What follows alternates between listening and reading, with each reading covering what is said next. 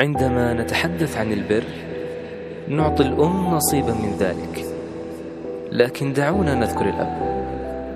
الأب هو وطن لا تسعه مساحة أرض ولا سماء، فالأب أول قدوة لابنه، وأول حبيب لابنته، وهو أول بطل لهما. الأب هو ذلك الشخص تطلبه نجمتين فيعود حاملا السماء، وهو معطف أمان في ليالي العمر المتقلبة.